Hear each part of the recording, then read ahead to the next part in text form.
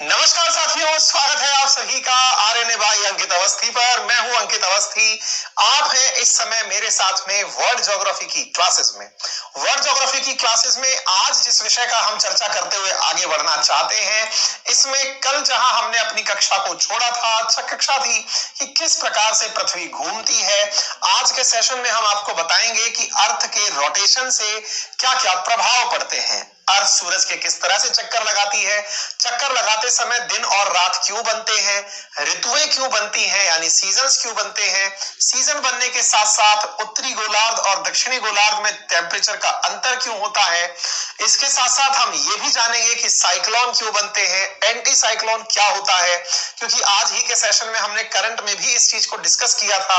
आज के सेशन में हम जानेंगे कोरियोलिस फोर्स क्या होता है, आपको समझाएंगे एपहीलियन और पेरिहीलियन सिचुएशंस क्या है, दिन और रात बनते समय क्या परिवर्तन होता है, और अल्टीमेटली आज के आखिरी सेशन के अंदर हम आज के अंतिम पॉइंट पर हम जानेंगे इक्विनॉक्स क्या होते हैं, सोलिस्टिसाइड्स क्या होते हैं, है ना। ये आज बहुत सारे इंपॉर्टेंट टाइटल डिस्कशन के लिए हैं, तो इसलिए आप तैयार हो जाइए। अगर आप कोई छोटा मोटा नोट्स बना रहे हैं तो रजिस्टर भी अपने हाथ में रखिए और तसल्ली से बैठकर कमर लगाकर सुनना शुरू करिए। मेरे साथ में मेरे प्यारे साथी जुड़ चुके हैं, मुस्कान, विकास, ज्योति, आरती, ब्रजेश, नीरज, नीतू, सूरज, ब्रजेश, स्वागतिका, पवन, हेमंत, संजय, ज्योति, मुस्कान, सभी साथियों को वेरी गुड इवनिंग। उम्मीद है आप सभी साथियां जो है वो एकदम बढ़िया तरीके से होंगे, पूरे जोश में होंगे और सेशन को पढ़ने के लिए तैयार होंगे। चलिए बिना देरी के हम सेशन की शुरुआत करते हैं। सबसे पहली चीज जो आज हम सीखेंगे, देखिए मैं एक चीज समझा देता हूं, करंट अफेयर वर्सेस जीके में थोड़ा सा अंतर किस बात का रहेगा वो पहले समझ लीजिए। करंट अफेयर में चलती है एकदम जैसे कि आज तक यह एबीपी न्यूज पर समाचार सुनाए जा रहे हो, धड़ाधड़ धड़ाधड़ धड़ाधड़ धड़ाधड़, जबकि यहां पर जब आप समाचार सुनते हैं ये समाचार नहीं है, कंसेप्ट है। यदि मैं इसको बहुत तेजी से लेकर चला जाऊंगा तो आपको इससे बहुत ज्यादा दिक्कतें हो जाएंगी, इसलिए तसल्ली से आराम से, और जब नहीं समझ में आए ना कोई भी बात तो आप केवल अपने पेपर पर साइड में लिखकर रख लीजिएगा। मैं सेशन के अंत में आपसे सवाल ले लूंगा, आप कमेंट बॉक्स में लिख देना। आप सभी की गुड इवनिंग मुझे मिल चुकी है, आपको भी इसी प्रकार से बहुत सारी शुभकामनाएं। अपन आगे बढ़ते हैं। देखो भाई, आज के सेशन में हम दो बातें करने वाले हैं। एक, पृथ्वी की कक्षा कैसे होती है, यानी कक्षा क्या होती है ना। आप और हम एक क्लास में बैठ के पढ़ रहे हैं, क्या ऐसे ही अर्थ की भी कोई क्लास होती है क्या? पृथ्वी की कक्षा आफ्टर ऑल कहते किसको है? और दूसरा, पृथ्वी की एक्सिस क्या होती है? ये दो पॉइंट शुरुआत में हम समझते हैं, फिर हम आगे बढ़ते हैं। मेरे प्यारे साथियों, कल जब हमने सेशन किया था तो आपको बताया था कि अर्थ पश्चिम से पूर्व की तरफ घूमती रहती है, यानी अर्थ की जो जियोइड शेप है वो पश्चिम से पूर्व की तरफ घूमती रहती है। उसी आधार पर हमने सीखा था कि कैसे इक्वेटर पर गुरुत्वाकर्षण बल का मान कम होता है, ये हम सीख चुके हैं। अब जब हम आगे बढ़ रहे हैं तो हमें यह समझ में आया कि अर्थ तो हमें एकदम गोले जैसी दिखाई दे रही है। ये गोले जैसी जो इस वीडियो में दिखाई थी, क्या वाकई में अर्थ ऐसे ही एक एक्सिस के अराउंड घूमती रहती है या कुछ और तरीके होते हैं? मेरे प्यारे साथियों, समझाइश की दृष्टि से तो ये एक गोला आपके लिए ऐसा प्रतीत हो रहा है जैसे ये सीधी एक लाइन के अराउंड घूम रहा है। ऐसा लग रहा है कि इस लाइन के अराउंड ये घूम रहा है, लेकिन वास्तविकता इससे थोड़ी उलट है। क्या वास्तविकता है? वास्तविकता ये है कि ये यहां से 23.5 डिग्री टिल्ट होकर घूम रहा है। कितना टिल्ट होकर घूम रहा है? 23.5 डिग्री, 23.5। मतलब ये हुआ कि ये कुछ इस प्रकार से एक एक्सिस के अराउंड घूम रहा है। अब आप पूछेंगे आपको कैसे पता चला कि ये घूमकर इस तरह से चल रहा है? मैंने कहा ये मुझे नहीं, ज्योग्राफी और फिजिक्स पढ़ने वाले जो लोग हैं उन्हें पता चला। बोले ये कैसे कह सकते हैं आप? मैंने कहा इसलिए कह सकते हैं कि संरचना भले ही इसकी जियोइड हो गई हो, लेकिन दिक्कत क्या हुई कि जब लोगों को यह पता चला कि अर्थ में ग्रेविटी होती है और ग्रेविटी के साथ साथ ये पता चला कि अर्थ के अंदर कुछ मैग्नेटिक पदार्थ भरे हुए हैं, तो फिर फिजिसिस्ट लोगों ने अपना दिमाग लगाना शुरू किया।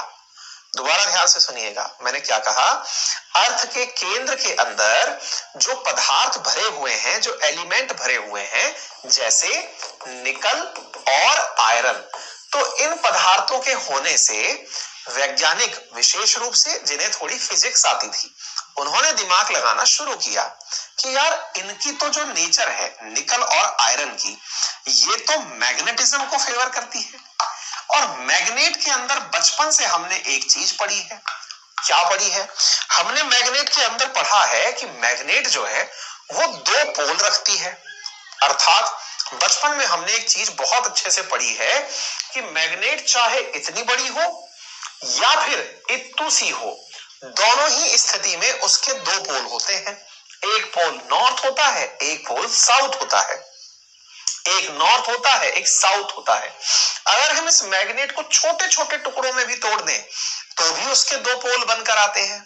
और तो और फिजिक्स पढ़ने वाले वैज्ञानिकों को यह भी पता था कि ये दोनों एलिमेंट मैग्नेटिज्म यानी कि चुंबकत्व रखते हैं, तो चुंबकत्व रखने के कारण इनके अंदर मैग्नेटिक फीलिंग भी होनी चाहिए, अर्थात इनमें भी नॉर्थ और साउथ पोल होने चाहिए।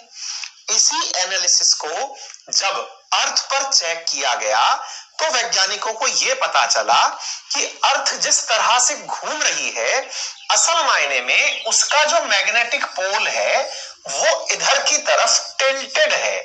जहां हम सोच रहे हैं चपटा होना, वहां पर उसका पोल नहीं है, अपितु थोड़ा खिसक करके है।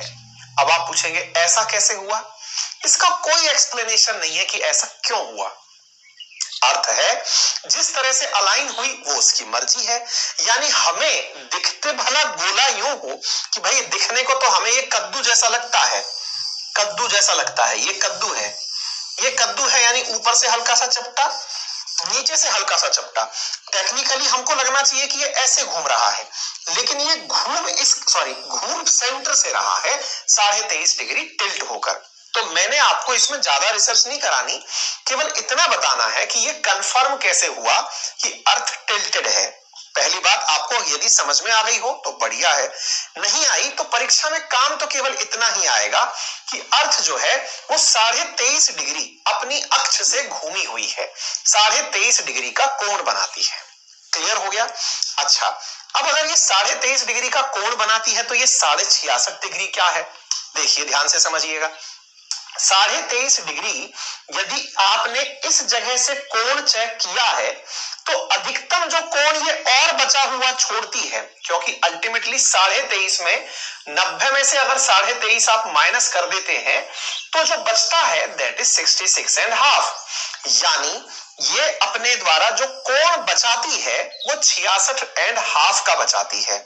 अर्थात यदि हम ये माने कि अर्थ 23.5 इधर तक घूम रही है तो ये 66.5 रिमेनिंग एरिया को कवर करती है, जिसे हम थोड़ा आगे चल के आपको अन्य प्रकार से ट्रॉपिक ऑफ कैंसर को कैप्रिकॉन से कंपेयर करके समझाएंगे। क्लियर? फिलहाल के लिए आप इतनी सी जानकारी से काम चला लीजिए कि पृथ्वी की जो अक्ष है वो बेंड है और इसी बेंड को हम एक्सियल बेंडिंग कहते हैं। क्लियर? यहां तक का पहला पॉइंट आपको समझ में आना चाहिए। आ गया? बेहतर है। मैंने प्रयास किया आपको वो कारण देने का कि ये ऐसा क्यों है। लगन इसमें अगर आपको समझ में ज्यादा नहीं आ रहा है, केवल इतना सा दिमाग में बिठा लीजिए कि झुका हुआ है। ज्यादा अच्छे से वो लोग रिलेट कर पाएंगे जो भी साइंस बैकग्राउंड से है। नहीं रिलेट कर पा रहे हो तो कोई रॉकेट साइंस नहीं है, परीक्षा में केवल इतना सा काम आता है। ठीक है? 23.5 डिग्री वजह से क्या प्रभाव पड़ते हैं वो अभी आगे चलकर हम आपको सारी जानकारियां देंगे। अब आते हैं पॉइंट नंबर 2 पर, जो आज के कंसेप्ट का पॉइंट नंबर 2 है। अब ये सर अर्थ की ऑर्बिट यानी कक्षा क्या होती है? मैंने कहा बहुत सिंपल है। बोले क्या सिंपल है? मैंने कहा अगर आप में से किसी साथी ने आज तक परमाणु की संरचना सुनी है, एटम की संरचना सुनी है, तो आपको यह जानकारी अच्छे से पता होगी कि एटम के केंद्र में एक न्यूक्लियस होता है जिसे आप नाभिक कहते हैं, और उस नाभिक के चारों तरफ इलेक्ट्रॉन चक्कर लगाते हैं। इलेक्ट्रॉन अपने एक नियत स्थान में चक्कर लगाते हैं, और जो ये नियत स्थान में चक्कर लगाते हैं,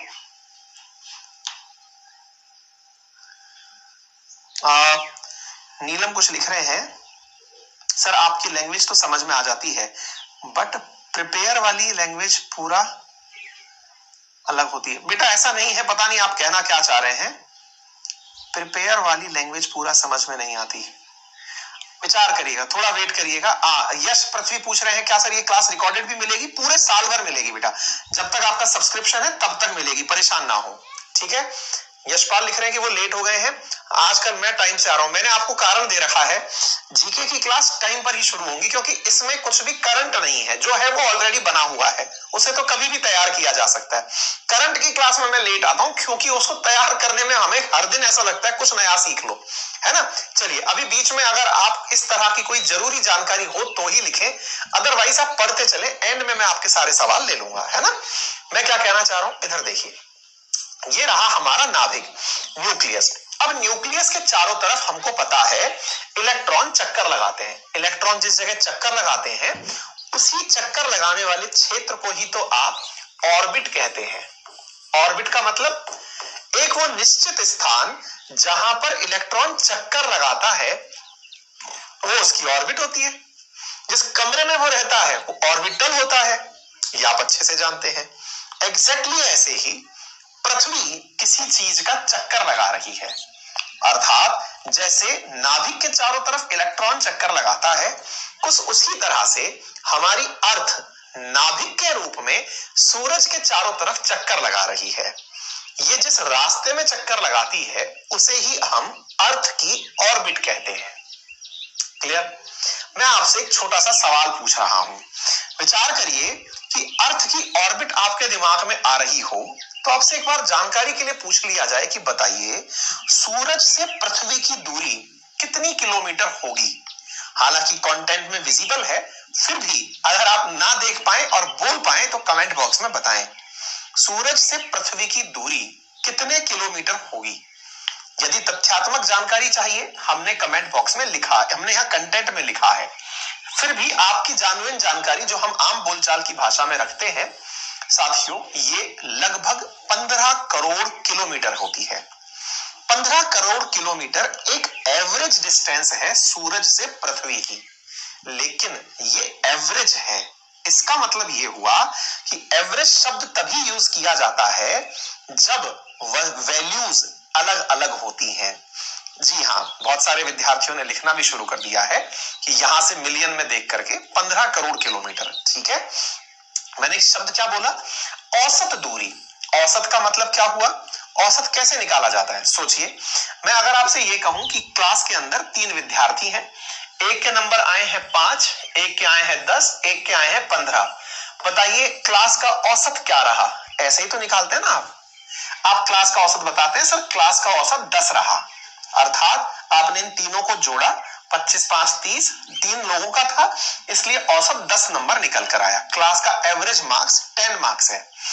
ऐसे ही जब मैं बोल रहा हूं सूरज से पृथ्वी की दूरी औसत $15 million, 15 million kilometre, 15 crore kilometre है, तो इसका अर्थ यह हुआ कि किलोमीटर्स में कुछ गड़बड़ है, और वही गड़बड़ आज आपको सीखनी है, क्योंकि अगला कंसेप्ट उसी पर है। कंसेप्ट क्या है? जैसे मैंने आपको थोड़ी देर पहले बताया कि न्यूक्लियस के चारों तरफ एटम चक्कर लगाते हैं, इलेक्ट्रॉन चक्कर लगाते हैं, वैसे ही अर्थ सूरज के चारों तरफ चक्कर लगाती तो है, लेकिन आइडेंटिकल चक्कर नहीं लगाती। आइडेंटिकल चक्कर मतलब सब तरफ से सूरज से अर्थ की दूरी एक जैसी नहीं होती। तो कैसी होती है? कम ज्यादा होती है। मतलब क्या हुआ? अगर ये सूरज है और यहां कहीं हमने अर्थ समझ ली कि ये अर्थ चक्कर लगा रही है, तो ये बराबर दूरी मेंटेन नहीं करती, तो ये कम ज्यादा दूरी मेंटेन करती है, कहीं ज्यादा कहीं कम, अर्थात ये इलिप्टिकल पाथ में मूव करती है। किस पाथ में मूव करती है? इलिप्टिकल पाथ में, यानी थोड़े से बिखरे हुए रूप में। कैसे? मैं आपको दिखाता हूं। देखिए, यदि मान लीजिए कि ये सूरज है और अर्थ को चक्कर लगाना है, अर्थ कुछ इस प्रकार से चक्कर लगाती है, जैसे यहां से ये दूरी तुलनात्मक रूप से कम है और यहां से ये दूरी तुलनात्मक रूप से ज्यादा है। ये तुलनात्मक रूप से कम और ज्यादा जो दूरी है, इनसे एक विशेष स्थिति उत्पन्न होती है और उस विशेष स्थिति को एप्सिस के नाम से जाना जाता है। किस नाम से जाना जाता है? एप्सिस के नाम से जाना जाता है। सूरज से पृथ्वी अगर नजदीक होती है तो उसे पेरिएप्सिस कहा जाता है, पेरिएप्सिस। और यदि सूरज से पृथ्वी दूर होती है तो इसे एपएप्सिस कहा जाता है। हालांकि एप्सिस एक फिनोमिनन है या फिर एक प्रकार से कॉमन शब्द है जो सभी जगह यूज किया जाता है। इस एप्सिस को सूरज के रेस्पेक्ट में हीलियन कहा जाता है। यानी ये जो पेरिएप्सिस हमने शब्द यूज लिखा है, इसमें एप्सिस का अर्थ है नजदीक होना। किसके? पेरिएप्सिस का अर्थ है नजदीक होना दो ऑब्जेक्ट का एक दूसरे के। और दूसरी जगह जो हमने एपएप्सिस लिखा है, इसका अर्थ हुआ दो ऑब्जेक्ट का जो एक दूसरे के चक्कर लगा रहे हैं, उनका एक दूसरे से दूर होना। मैंने आपसे क्या कहा? चूंकि सूरज स्थित है केंद्र में तो इसे हीलियन कहा जाता है, और हीलियन चूंकि पास में पृथ्वी को रखता है तो ये पेरिएप्सिस सिचुएशन पेरीहेलियन सिचुएशन कहलाती है। कौन सी सिचुएशन कहलाती है? पेरीहेलियन। बिल्कुल मत घबराइए, एकदम आसान भाषा में फिर से दोहराऊंगा। यदि ये आपको समझ नहीं आ रहा, फिर से रिवाइंड करके सुन लेना, 10 बार सुन लेना, लेकिन मैं भी आपको 10 बार समझाऊंगा, चिंता मत करिए, पर कंसेप्ट को आने दीजिए एक बार। और अगर ये दूर होता है तो इस स्थिति को एपहीलियन स्थिति कहा जाता है। सर हमें ये समझ नहीं आ रहा। क्या समझ नहीं आ रहा? पहले तो आप कहते हो ये एप्सिस कहलाता है, अब आप कह रहे हो हीलियन कहलाता है। माने किसे सही? मैंने कहा बहुत सही सवाल है। पहले आप कहते हो एपएप्सिस कहलाता है, अब कहलाते हो एपहीलियन कहलाता है। किसे सही माने नहीं समझ में आ रहा सर। मैंने कहा कतई मत घबराओ, फिर से सुनते हैं। यहां पर कहने का तात्पर्य क्या है? मेरे प्यारे साथियों, जिस प्रकार से सूरज के चारों तरफ पृथ्वी चक्कर लगाती है, ऐसे तो सूरज के चारों तरफ मार्स भी चक्कर लगाता है। ऐसे ही पृथ्वी के चारों तरफ चंद्रमा भी चक्कर लगाता है। चक्कर लगाते समय यदि कोई दीर्घ वृत्ताकार आकृति बनाए, जिसे इलिप्टिकल पथ कहते हैं, तो उस दीर्घ वृत्ताकार मार्ग में दूरियां बढ़ना और दूरियां घटना एप्सिस कहलाता है। यानी ये जर्नलाइज बिंदु है, एप्सिस। अगेन सुनते हैं, क्या बोला मैंने? दुनिया में जितने भी ऑब्जेक्ट एक दूसरे के चक्कर लगाते हैं, यदि वो चक्कर लगाते समय दीर्घ वृत्ताकार मार्ग ले लें, अर्थात जिसके वो चक्कर लगा रहे हैं उसके कभी ज्यादा नजदीक और कभी ज्यादा दूर हो जाएं, तो इसे एप्सिस कहा जाता है। इसमें नजदीक वाली स्थिति को सामान्य भाषा में पेरिएप्सिस और दूर वाली भाषा को एपएप्सिस कहा जाता है। मेरे हिसाब से अब तक मैं 5 बार पॉइंट को रिवाइज कर चुका हूं, थोड़ा बहुत समझ में भी आ गया होगा। अभी भी नहीं आया, कोई बात नहीं। अब सोचिए कि आपको मैंने एप्सिस पढ़ाया ही नहीं था, अब मैं आपको सीधा रटा रहा हूं। क्या रटा रहा हूं? केंद्र में जो ऑब्जेक्ट है, ये जो सेलेस्टियल बॉडी है, इसका नाम सूरज है। सूरज के चक्कर पृथ्वी लगा रही है। इस प्रक्रिया में सूरज और पृथ्वी जब एक दूसरे के चक्कर लगाते हुए नजदीक हों, तो उस कंडीशन को पेरीहीलियन कंडीशन कहा जाता है। भूल जाइए कि मैंने एप्सिस पढ़ाया भी था। बोले क्यों भूल जाए? मैंने कहा भाई एप्सिस तो दुनिया भर के लिए पढ़ाया था ना मैंने, लेकिन जब कंडीशन सूरज और पृथ्वी की ही डिस्कस हो रही हो तो ऐसी सिचुएशन को पेरीहीलियन कहा जाता है। बोले ओके, याद कर ले इस बात को। मैंने कहा रट लो। बोले अच्छा। और जब दूर हो तो मैंने कहा एपहीलियन कहलाता है। लेकिन सर मन में तो ये एप्सिस जानने का आता रहेगा। मैंने कहा ये जर्नलाइज बिंदु है एप्सिस। बोले कोई और उदाहरण भी है क्या इसका? मैंने कहा बिल्कुल है। जब अर्थ के चारों तरफ मून चक्कर लगाता है तो मून भी ऐसे ही दीर्घवृत्ताकार पथ लेता है, और उस वजह से पृथ्वी के कभी मून नजदीक और कभी दूर होता है, तो फिर कहेंगे आप उसे भी पेरिएप्सिस और एपेप्सिस नाम दोगे क्या? मैंने कहा यस, लेकिन चूंकि यह ऑब्जेक्ट बदल चुके हैं, अब केंद्र में अर्थ है, तो उस पेरिएप्सिस सिचुएशन को पेरिजी कहा जाता है। क्या कहा जाता है? पेरिजी। पढ़ाएंगे जब आपको चंद्र ग्रहण सूर्य ग्रहण पढ़ाएंगे तब बताएंगे। पेरिजी कहा जाता है। और जब नजदीक होता है तो एपोजी कहा जाता है। ओहो, मान गए हम। मतलब एप्सिस एक सामान्य प्रक्रिया है, दीर्घ वृत्ताकार पथ पर चक्कर लगाने वालों के बीच की दूरी का परिवर्तन है।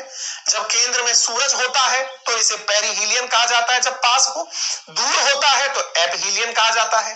केंद्र में अगर अर्थ आ जाए और मून नजदीक हो तो उसे पेरिजी कहा जाता है, दूर चला जाए तो एपोजी कहा जाता है। मैंने कहा बहुत बढ़िया, यही तो कंसेप्ट सिखाना था। अरे कम से कम इसके ऊपर थम्स अप तो कर दो अगर समझ में आ जाए तो। अब एक बालक है जो कह रहे हैं कि सर फिर अपसौर और उपसौर क्या होता है? मैंने कहा मेरे प्यारे साथी, इसी को अपसौर और उपसौर सिचुएशन कहा जाता है। जब ये दूर होता है, यानी जब ये स्थिति एपहीलियन वाली स्थिति होती है, ये देखिए, जब ये स्थिति दूर होती है, एपहीलियन होती है, तो इसी को हिंदी में अपसौर कहा जाता है। और जब यह सिचुएशन नजदीक होती है तो इसे पेरिहीलियन कहा जाता है। बोलिए, अपसौर और उपसौर हिंदी वाले मेरे मित्र अगर समझ गए हो तो एक बार थम्स अप करके बता दें कि सर क्लियर हो गया। फिर मैंने आपसे क्या कहा? मैंने शुरुआत में कहा था औसत दूरी है 15 करोड़ किलोमीटर। कहानी यहीं से शुरू हुई थी। 15 करोड़ किलोमीटर औसत कैसे बना? क्योंकि एक तरफ ज्यादा और एक तरफ कम दूरियां हैं, इसलिए औसत 14.9 के आसपास आता है। इन दोनों को जोड़ दो, 2 का भाग दे दो। बोलिए साहब, यहां तक समझ में आ गया? पृथ्वी से एपहीलियन पेरिहीलियन सिचुएशन समझ में आ गई? ये जो रास्ता पृथ्वी तय कर रही है, इसे पृथ्वी की ऑर्बिट कहा जाता है। ये क्लियर हो गया? फिर आपके दिमाग में सवाल आने शुरू होंगे, सर इससे प्रभाव क्या पड़ता है? मैंने कहा कॉमन सा सेंस लगाते हैं और आंसर निकालते हैं। कॉमन सा सेंस क्या निकालते हैं? कॉमन सा सेंस ये निकालते हैं कि जब ये पृथ्वी के नजदीक है, कॉमन सेंस है, पृथ्वी का तापमान बढ़ेगा या घटेगा?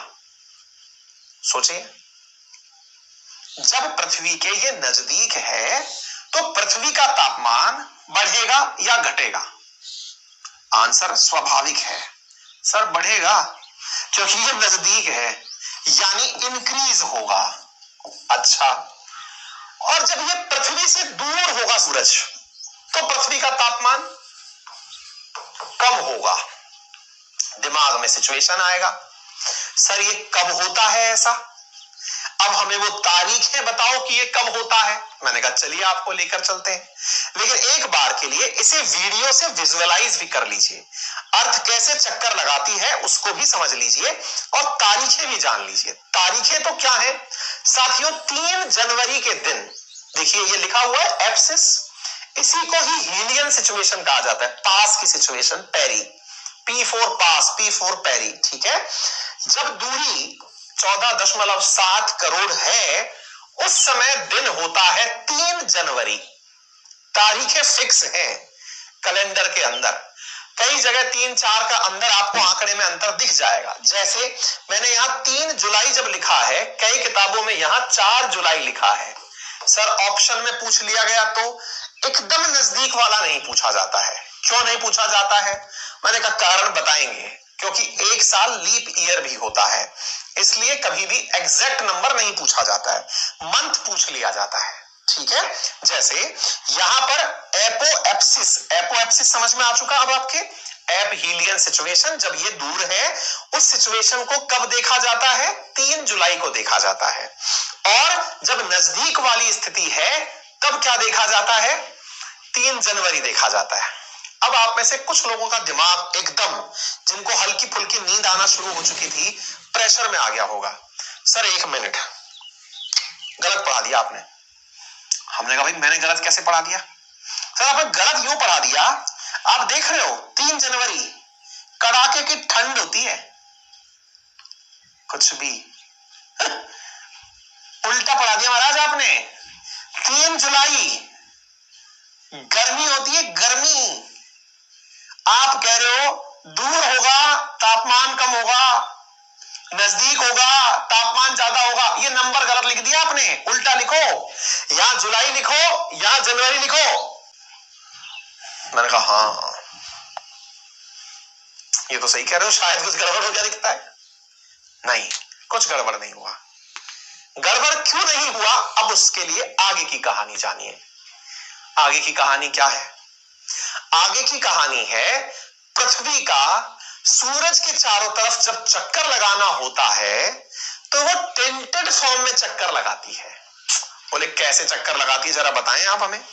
मैंने कहा चलिए बताते हैं। अब अगर आप ये बात सीख जाएंगे तो हमारे लिए काम काफी आसान हो जाएगा।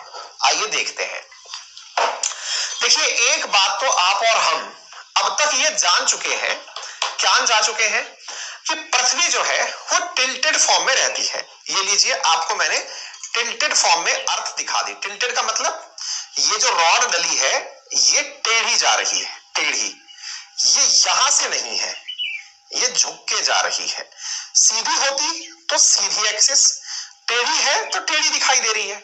अच्छा, मजेदार बात यह है हमारे राजस्थान में बहुत सारी जगह पर डांस करने की जो मुद्रा होती है, महिलाएं जब डांस करती हैं, लोकल नृत्य करती हैं, तो वो भी बड़ा झुक के डांस करती हैं। मतलब वो हमेशा कमर को घुमा करके, जो घूमर डांस होता है उसको घुमा घुमा के करती हैं। अर्थ भी कुछ वैसा ही है, हल्का झुकी हुई है और ये डांस कर रही है। अब ये झुकी हुई स्थिति में डांस किसके आगे कर रही है? सूरज के आगे। सूरज के आगे जब डांस कर रही है ना, तो ध्यान से देखना,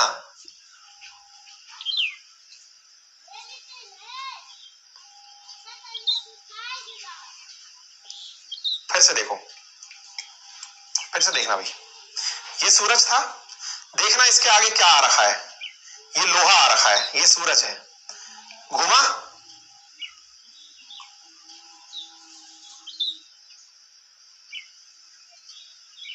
ये लोहा अपोजिट साइड और अर्थ का ये वाला किनारा आगे की तरफ।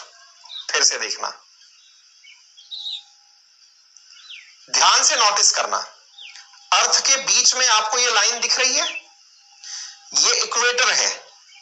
इक्वेटर का ऊपरी मुंह यूं आगे की तरफ निकल रहा है, अर्थ की तरफ, सूरज की तरफ। यूं देखो,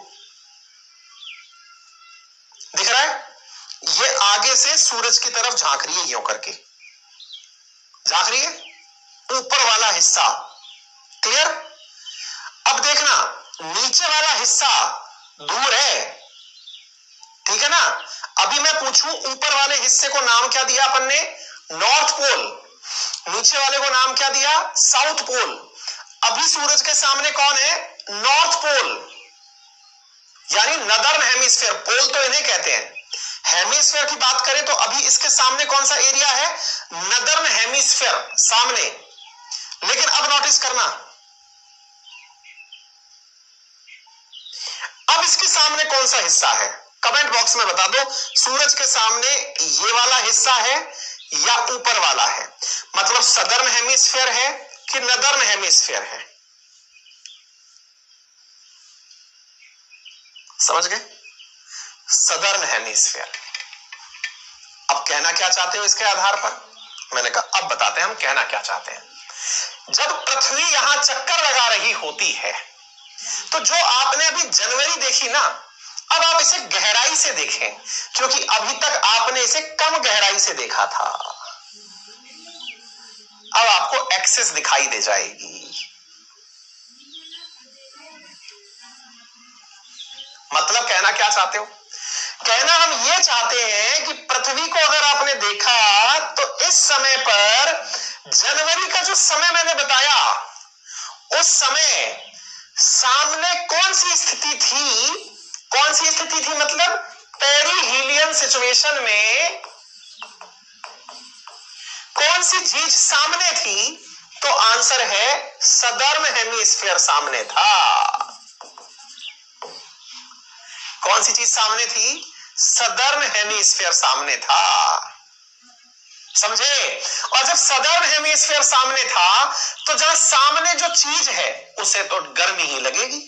हम तो रहते ही नदर्न हेमिस्फीयर में हैं, जहां पर ठंड पड़ती है तो हमें तो जनवरी में ठंड ही फील होगी, क्योंकि सूरज जब सदर्न हेमिस्फीयर में होता है तो सदर्न हेमिस्फीयर में गर्मी होती है और नदर्न हेमिस्फीयर में ठंड होती है।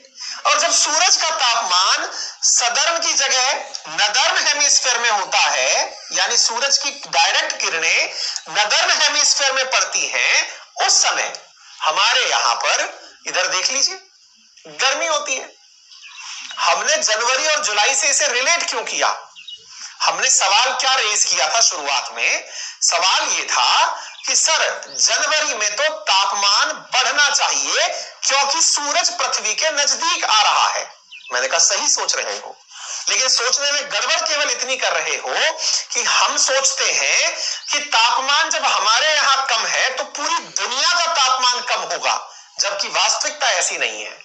वास्तविकता क्या है, दुनिया का तापमान हेमिस्फीयर वाइज डिसाइड होता है। जब सूरज नदर्न हेमिस्फीयर में अपनी रोशनी देता है तब वहां पर गर्मी होती है और सदर्न में ठंडक होती है। जब सूरज अपना तापमान सदर्न हेमिस्फीयर में देता है तो वहां गर्मी होती है और नदर्न में सर्दी होती है। अब और सर हमको तो ये बात भी समझ नहीं आई। मैंने कहा कोई बात नहीं, ये कैसे सीजन बनते हैं ये भी मैं आपको अलग से एक बार और बताऊंगा, इसी सेशन में बताऊंगा। फिलहाल के लिए मैंने आपको एक फैक्ट याद करवा दिया। क्या याद करवा दिया, पेरिहीलियन सिचुएशन। कई बार पेपर में जब आता है ना क्वेश्चन कब आता होगा, तो पेरिहीलियन तो समझ लिया कि पास होता है सूरज, सूरज पास होता है तो गर्मी होनी चाहिए, गर्मी होनी चाहिए तो गर्मी तो जुलाई में होती है, तो चलो जुलाई का आंसर टिक कर देते हैं। बच्चों ने पढ़ा हुआ आंसर गलत कर देते हैं और वो आंसर 4 जुलाई या 3 जुलाई करके चले आते हैं। आ गई बात समझ में।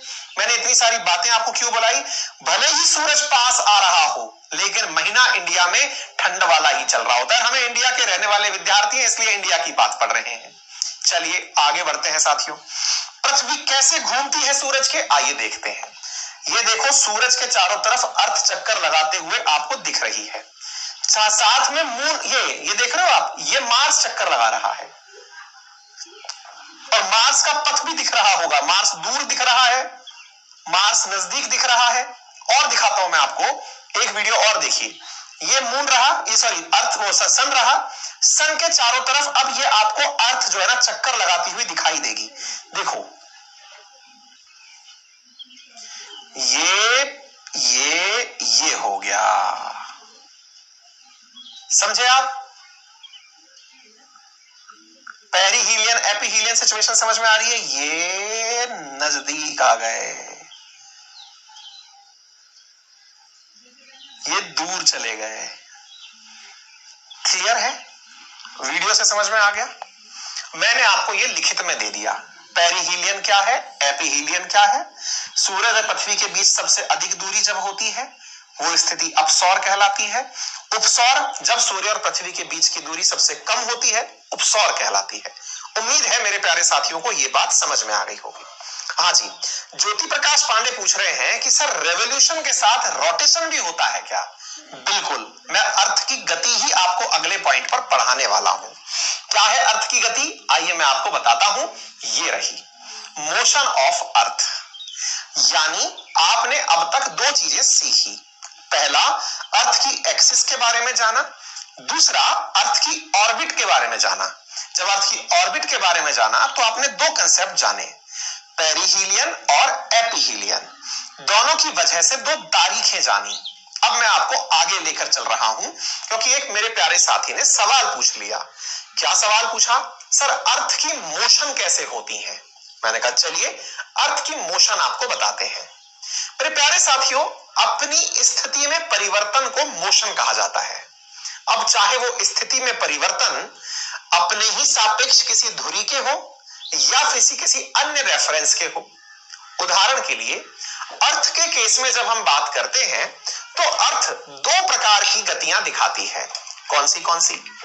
एक गति जिसमें अर्थ अपनी एक्सिस के अराउंड घूमती है। एक्सिस ये वाला लाइन, ये जो पाइप डला हुआ है ना, इस पाइप के अराउंड जब घूमती है तो ये गति परिभ्रमण अथवा घूर्णन अथवा रोटेशन कहलाती है।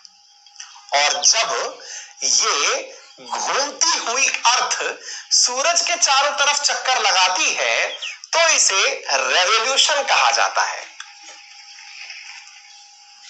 अर्थात रोटेशन और रिवॉल्व दोनों एक साथ होते हैं। रोटेशन पूरा 24 घंटे में एक सर्कल कर लेता है, वहीं रेवोल्यूशन 365 दिन और 6 घंटे में होता है। आइए इस बात को समझते हैं। उम्मीद है मेरे प्यारे साथी मेरी बात को बेहतर तरीके से समझ रहे होंगे। चलिए थोड़ा सा समझते हैं। साथियों, मैंने आपसे 2 पॉइंट बोले। क्या कहा?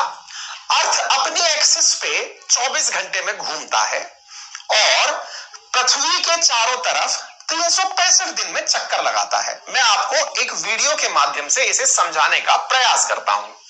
देखिए, अर्थ इस एक्सिस के अराउंड घूम रही है और इस तरह से रिवॉल्व कर रही है। एक बहुत आसान सा आंसर मैं आपको पहले ही दे देता हूं। अर्थ चाहे अपनी एक्सिस पे घूम रही हो तो भी ये वेस्ट से ईस्ट की तरफ घूमती है। ध्यान से सुनिएगा, बहुत ही अच्छा पॉइंट बता रहा हूं। यदि ये अपनी एक्सिस पर भी घूम रही हो तो भी ये वेस्ट से ईस्ट की तरफ घूमती है, और अगर ये सूरज के चारों तरफ भी चक्कर लगा रही हो तो भी वेस्ट से ईस्ट की तरफ लगाती है। अर्थात पश्चिम से पूर्व की तरफ चक्कर लगाने आती है। क्लियर? एग्जैक्टली पृथ्वी ऐसे भी घूम रही है तो भी पश्चिम से पूर्व की तरफ चक्कर लगा रही है, एंटी क्लॉकवाइज चक्कर लगा रही है। अच्छा साहब, अब यहां का मतलब क्या निकला, इधर देखते हैं आप साथियों। सबसे पहले हम चर्चा करते हैं रोटेशन की। रोटेशन पूरा कितने देर में होता है? 23 घंटे 56 मिनट और 4 सेकंड में होता है। पृथ्वी अपनी अक्ष पर जब घूमती है तो इसके परिभ्रमण से क्या फायदे होते हैं, यानी जब ये रोटेट होती है तो उससे क्या परिवर्तन होते हैं। साथियों, यूपीएससी लेवल तक की परीक्षाओं में रोटेशन के कारण क्या फिजिकल फीचर पैदा होते हैं, यह एग्जाम में पूछा गया है। हमने पहली लाइन में क्या सीखा? अर्थ का अपने एक्सिस के अराउंड घूमना रोटेशन कहलाता है। यह रोटेशन पश्चिम से पूर्व की तरफ होता है। एक सर्कल पूरा होने में इसे 23 घंटे 56 मिनट 4 सेकंड लगते हैं, जिन्हें आप ओवरऑल 24 घंटे के रूप में जानते हैं। लेकिन इसकी वजह से क्या क्या स्थितियां उत्पन्न होती हैं, यह आपको अब जानना चाहिए। यानी अर्थ के अपनी एक्सिस पे घूमने से जो प्रभाव पैदा होते हैं, यानी कि अर्थ के अपनी स्थिति पर रोटेट होने के जो इफेक्ट हैं, वो मैं आपको बताता हूं। पहला प्रभाव, पता है पेपर में सवाल कैसे पूछा जाता है?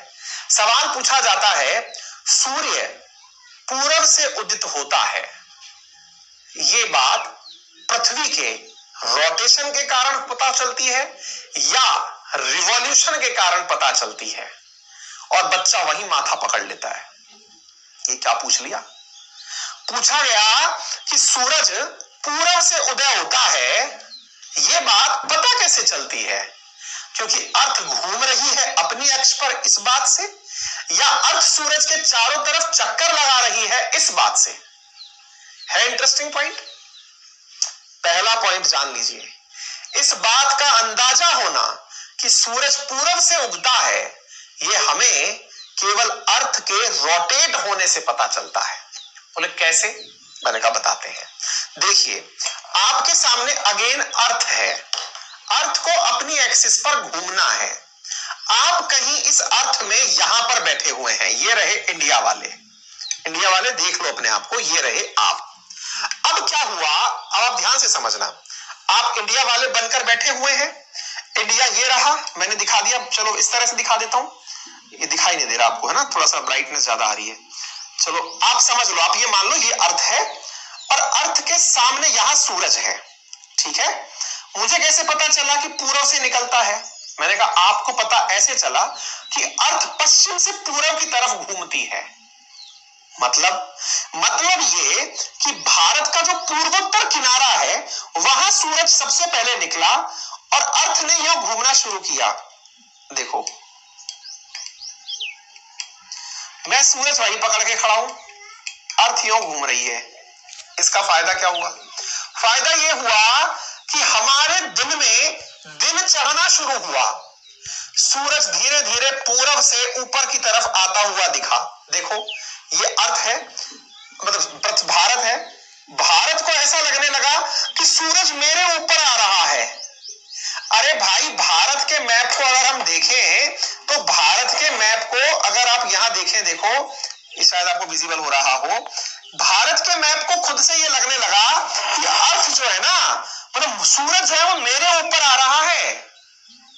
सूरज आपके ऊपर नहीं आ रहा, सूरज तो अपनी जगह खड़ा है, पृथ्वी उसके सामने घूम रही है। पूरब आपको पता है किस तरफ है? नॉर्थ ईस्ट की तरफ। भारत का मैप देखते हो तो राइट हैंड साइड में ही तो ईस्ट बोलते हो। इधर ईस्ट, इधर वेस्ट, गुजरात वाली साइड वेस्ट है। आपने इधर से सूरज चढ़ता हुआ देखा तो आपको ये रियलाइज हुआ कि यार सूरज आ रहा है लेकिन हो क्या रहा है? पृथ्वी घूम रही है, सूरज तो अपनी जगह फिक्स है। इससे कंफर्म हुआ कि ये पश्चिम से पूरब की तरफ जा रही है। क्लियर? पहली चीज, हमें सूरज उदय होता हुआ पूरब से इसीलिए नजर आता है। दूसरी बात, अब एक चीज कॉमन सी है, अर्थ अपनी एक्सिस पर घूमती है 24 घंटे के अंदर। कॉमन सी बात है, अगर सूरज यहां है तो रोशनी तो सामने ही आएगी ना, पीछे थोड़ी आएगी। पीछे नहीं आएगी मतलब आधे पर रोशनी आएगी, आधे पर नहीं आएगी। जहां आधे पर रोशनी आएगी उन्हें अपने यहां दिन लगेगा, और जहां आधे पर रोशनी नहीं आ रही उन्हें अपने यहां रात लगेगी। अर्थात 24 घंटे में 12 घंटे के दिन और 12 घंटे की जो रात का अंदाजा लगता है वो असल में पृथ्वी के अपने अक्ष पर घूमने के कारण ही तो लगता है। बोले इसको कैसे समझे हम? ये बात हमें कैसे समझ में आएगी? आइए मैं बताता हूं। देखिए, मैंने आपको समझाने के लिए सभी तरह के जो भी बेस्ट फोटोज, वीडियोस, एनिमेशन हो सकते हैं उनका उपयोग किया है। मेरी टीम जो कंटेंट मुझे बना के दे देती है उसके बावजूद भी मैं इसमें कुछ चीजें एडिट करके, ताकि आपको आसान से आसान भाषा में समझाया जा सके, उसकी कोशिश करता हूं। ये रहा सूरज। अर्थ का जो हिस्सा रोशनी में है वहां पर दिन है, जहां पर अंधेरा है वहां पर रात है। क्लियर? एग्जैक्टली ऐसे ही चंद्रमा के साथ होता है। चंद्रमा बेचारा पीछे बैठा हुआ अर्थ के चक्कर लगा रहा है। हमें चांदनी रात क्यों दिखाई देती है? क्योंकि सूरज की रोशनी चांद पर भी पड़ रही होती है, और जब सूरज की रोशनी चांद पर पड़ रही होती है तो हमें चांद चमकीला दिखाई पड़ता है, और जो हमें दिखाई नहीं पड़ता वो अंधेरी है। यानी जब हमें चांद पूरा दिखने लग जाए हम कहते हैं कि पूर्णिमा आ गई, और जब चांद छिप जाता है पृथ्वी की ओर में तो उसे हम अंधेरी रात कहते हैं। जब यानी चांद पर सूरज की रोशनी आना बंद हो जाती है। कैसे होता है? आइए मैं एक वीडियो दिखाता हूं। देखो ये अर्थ का ऑर्बिट है, अर्थ इस पर चक्कर लगा रही है। देखो ये अर्थ चक्कर लगा रही, और चक्कर लगाती हुई अर्थ जब रोटेट हो रही है आपके सामने सूरज की रोशनी से अर्थ पर उजाला आ रहा है। अगेन आप देखें, मैंने आपसे क्या कहा, अर्थ चक्कर लगा रही है। देखना, ये गई, ये रही अर्थ।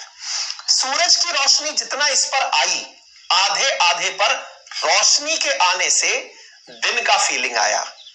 ये वाला आधा हिस्सा यहां से यहां तक डे कहलाया, और जिस आधे हिस्से पर रोशनी नहीं आई वो नाइट कहलाई, और जो जो हिस्सा इसके सामने आता जा रहा है वही तो दिन और रात बनता जा रहा है।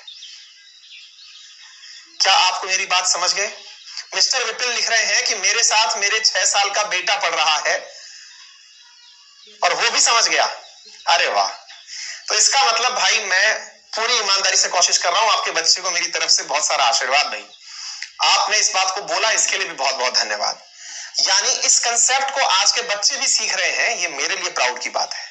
ठीक है, चलिए, तो उम्मीद है आपको ये बात क्लियर हो गई। मैंने आपको समझाने के लिए कुछ ग्राफिक्स का उपयोग लिया। 2 बातें समझ में आई। अर्थ के अपने अक्ष पर घूमने के कारण दो कंसेप्ट क्लियर हुए। कौन से कंसेप्ट क्लियर हुए? नंबर 1, दिन और रात का पता चलना, और सूरज पूरब से उदय होता है इस बात का पता होना हमें इसी चीज से लगा। तीसरी चीज अब हम आगे बढ़ते हैं और वो क्या है वो जानते हैं। तीसरी चीज हमें क्या पता चली, अब मैं वो बताता हूं, वो है कोरियोलिस बल का होना। अब ये क्या होता है साहब, कोरियोलिस बल क्या होता है? ये थोड़ा सा कॉन्सेप्ट है, इसको हम थोड़ा समझ लेते हैं। साथियों, कॉन्सेप्ट समझने से पूर्व अब वो जो छोटा बच्चा है ना, उसी को ध्यान में रखते हुए मैं आपको एक चीज सिखाऊंगा। पहले थोड़ा सा पानी पी लेता हूं।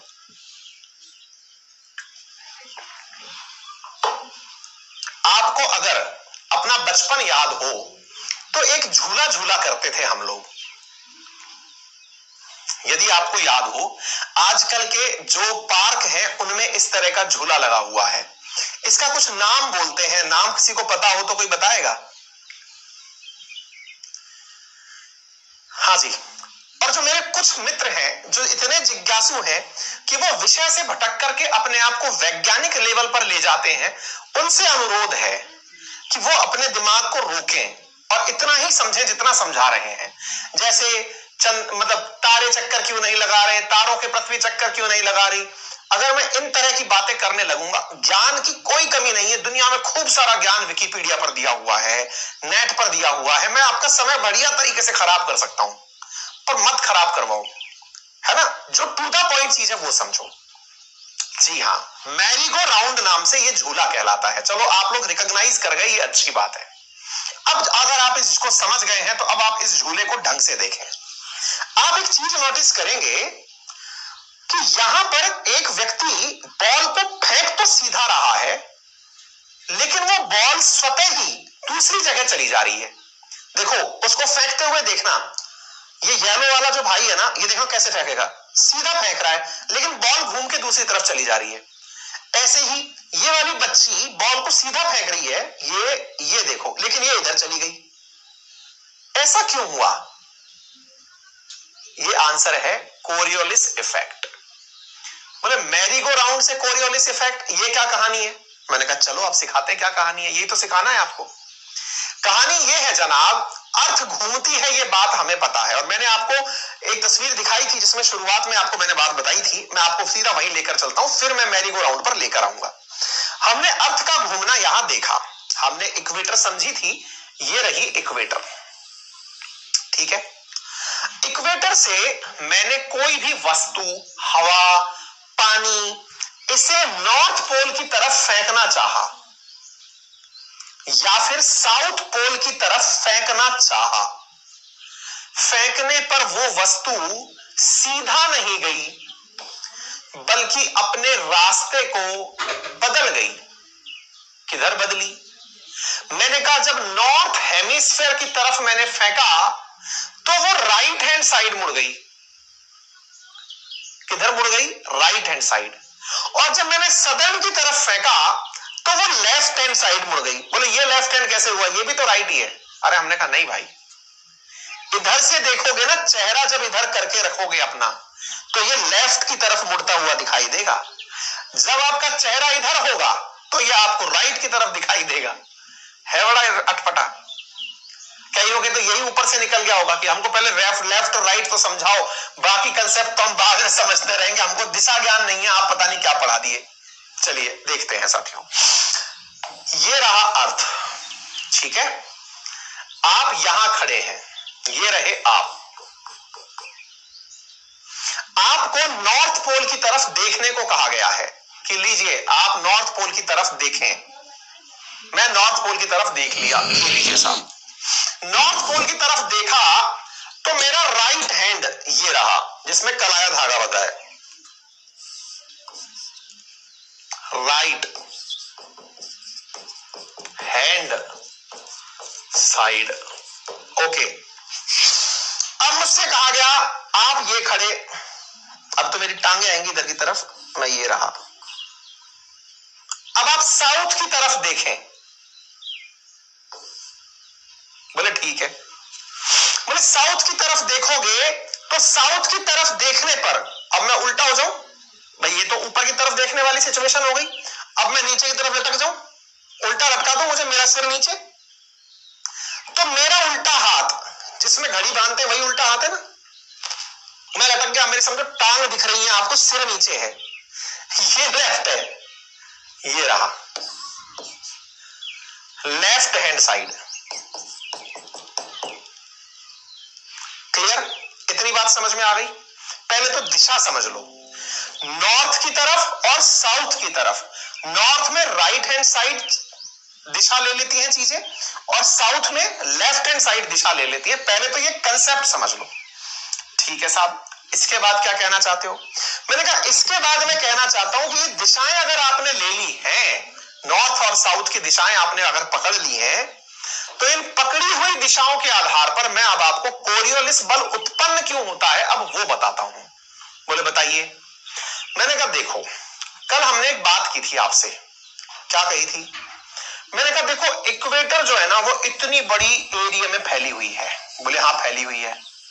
मैंने कहा ये बताओ, जितना ये व्यक्ति, सोचो मैं इस बॉल की तरह होता, बॉल की तरह मतलब हूं अभी भी बॉल की तरह ही, मेरा सर छोटा है, कमर मोटी है, पैर फिर से पतले हैं, लगभग बॉल जैसा ही हूं मैं, जैसा ये बॉल दिख रही है। बॉल भी तो ऐसे ही है, ऊपर से सकरी है, कमर में से मोटी है, फिर पैरों की तरफ सकरी है, ठीक है? अब अगर ऐसी स्थिति है तो मुझे घूमने की कहा गया है, मैं यूं घूम रहा हूं, ठीक है? मुझे जब घूमने की कहा गया है तो मुझे यह बताओ, सबसे ज्यादा दूरी कौन तय करेगा? मेरे सिर पर बैठा हुआ आदमी या मेरी कमर पर बैठा हुआ आदमी? क्वेश्चन का आंसर दीजिए। कौन सबसे ज्यादा दूरी तय करेगा? सर पर बैठा हुआ आदमी या कमर पर बैठा हुआ आदमी?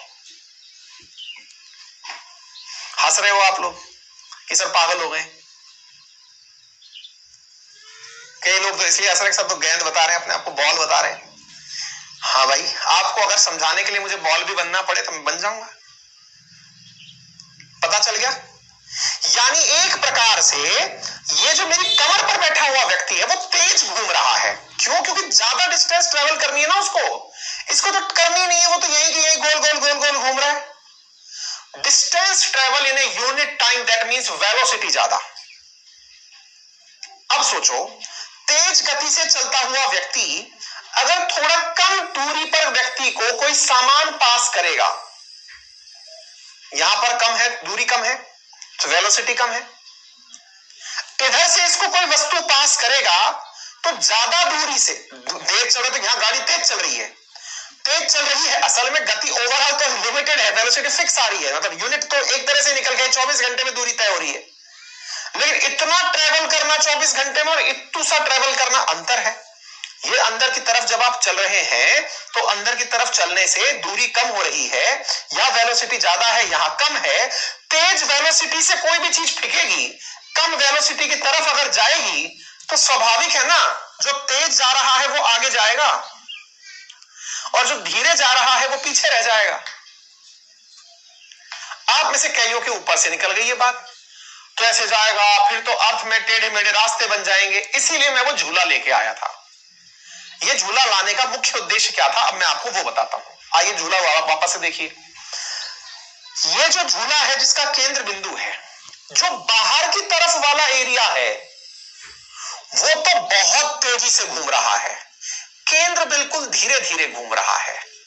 बाहर तेजी से घूमती हुई चीज को जब अंदर धीरे जगह पर भेजा गया तो तेज गति वाली चीज ने अपने हिसाब से जगह ले ली। अभी भी समझ में नहीं आया तो एक चीज रट लेना। क्या रटनी है? नदर्न हेमिस्फीयर में कोई भी चीज अपने राइट में मूव हो जाएगी, चाहे वो हवा हो, चाहे विंड हो, चाहे पानी की वेपर हो, सब राइट हैंड साइड पर मूव हो जाएंगे ड्यू टू कोरियोलिस फोर्स। और सदर्न हेमिस्फीयर में वो लेफ्ट हैंड साइड मूव हो जाएंगी। क्लियर? अगर आपको ये बात समझ में आ गई तो क्या कहना चाहते हो? तो बस मैं केवल इतना कहना चाहता हूं कि ये कोरियोलिस फोर्स भी पैदा क्यों हुआ? तो आंसर था पृथ्वी के घूमने के कारण पैदा हुआ। पृथ्वी कहां घूम रही थी? अपनी अक्ष पर घूम रही थी। अगर ये घूमती ही नहीं तो क्या कोरियोलिस बल पैदा होते? बोले नहीं। और जब ये पैदा ही नहीं होते तो साइक्लोन की दिशाएं क्लॉकवाइज और एंटी क्लॉकवाइज ना होती। अब ये साइक्लोन की दिशाएं कैसी होती हैं ये मैं आपको कल के सेशन में बताऊंगा। कैसे बनते हैं वो भी बताऊंगा और फिर कैसे दिशाएं बनती हैं वो भी सिखाऊंगा। उम्मीद है आपने यहां तक बेहतरीन कंसेप्ट सीखे होंगे। कल हम इस चैप्टर को खत्म कर देंगे जिसमें हम आपको रेवोल्यूशन इक्विनॉक्स बताएंगे और जो आज मैपिंग नहीं कर पाए वो कल कराएंगे। ठीक है, पहला चैप्टर कल समाप्त हो जाएगा। उसके बाद फिर हम लैटिट्यूड और लॉन्गिट्यूड का अध्ययन करेंगे, देशों के बीच का टाइम टेबल का अध्ययन करेंगे। ठीक है, उम्मीद है आपको आज की जानकारी पसंद आई होगी।